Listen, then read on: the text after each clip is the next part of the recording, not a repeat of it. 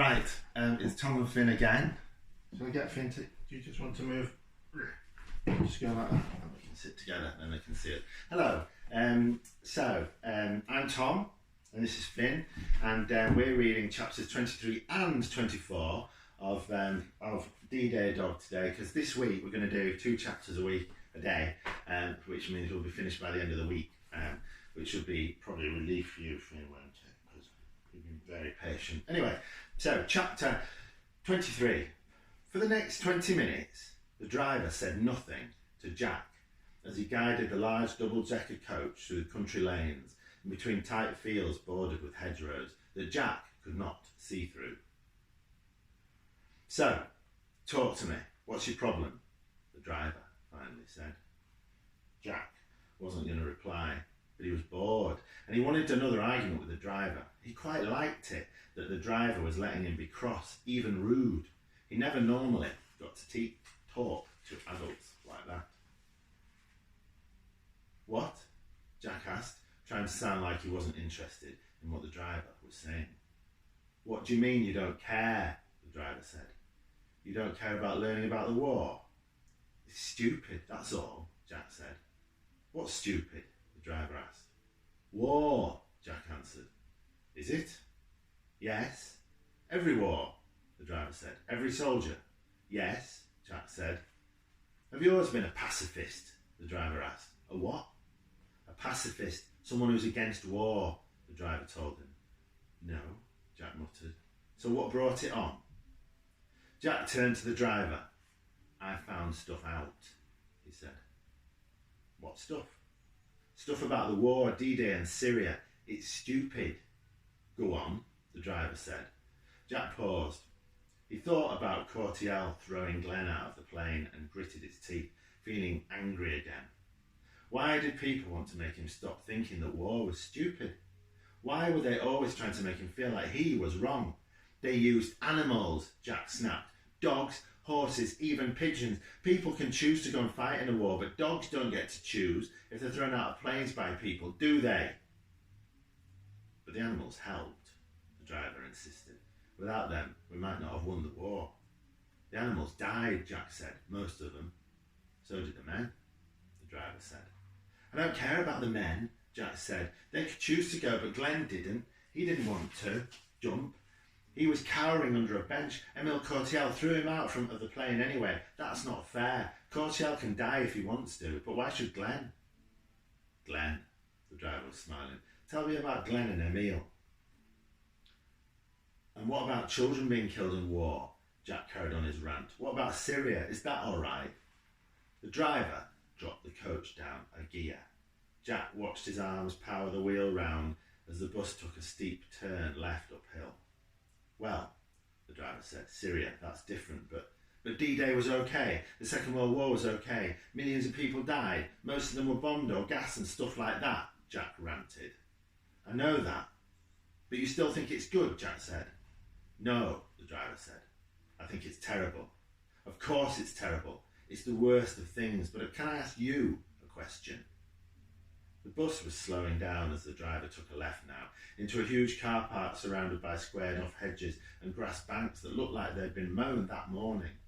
They parked alongside at least 20 other coaches. Can I? The driver asked again. If you want. This place here, the driver said. This is where we're visiting next. It's the American cemetery. There are thousands of men buried on the hill. How do you think it feels to come out of the sea? Thousands of miles from your family, from your home, knowing there's a damn good chance you're going to get cased, you're going to get shot in the face or chest before you're even out of the water, or shelled on your way up the beach as you try to get through barbed wire. Do you think soldiers like that?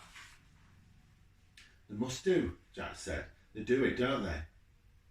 It's not as simple as that, the driver said, pulling his handbrake. What's not simple? Jack asked. The reasons you do war. Jack laughed at the driver. How would you know anyway? He asked scornfully. The driver hesitated. I know, he said. Then he slipped out of the seat, pushed his door open and stalked to the back of his bus to light a cigarette. Jack was left wondering what the driver had meant. I know, he'd said. in a way that sounded like he did know. Was it just because the man read books about war, like the one on his dashboard, or was Jack missing something? How are we doing? That's the end of chapter 23. Should we have chapter 24, Finn? Chapter 24. You ready? You're doing ever so well, aren't you? You're doing ever so well listening. Good boy. Right.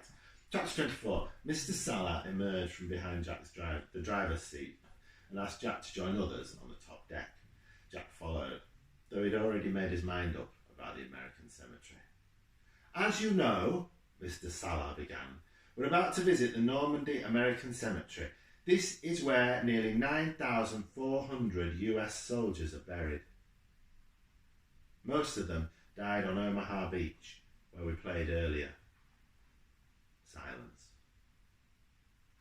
Some rules about the cemetery, Mr. Salah advised. The Americans expect visitors to keep to the paths and remain very quiet at all times. No calling out, no wandering among the graves. Mr. Salah paused as Mrs. Mace and Mr. Thompson appeared at the front of the coach behind him. Part of the reason for this, he went on, is that you will see some very old men here who are also visiting, men in their 90s. They may well be former American soldiers returning here to remember their part in the D-Day assault. They will have lost friends in the bloodshed. They may well have been among those who landed on Omaha Beach. Jack kept his eyes closed as the rest of Year 6 got off the bus. He was imagining what he'd say if he met one of those men in his 90s. Idiot.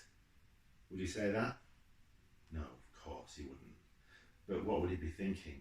Men, and they always seem to be men, were idiots for shooting and bombing and causing people like Cassandra to suffer and dogs like Glenn to die.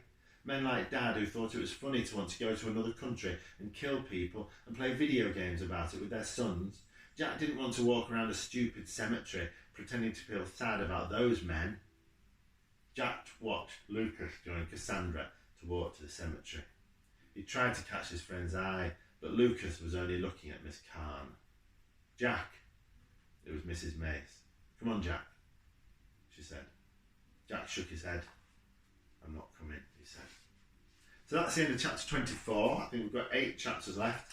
And tomorrow we'll be reading chapters 25 and 26. And we're nearly there, Finn. Do you enjoy that? Good boy. Thank you for listening to Finn, and thank you to you for listening as well, and have a good day.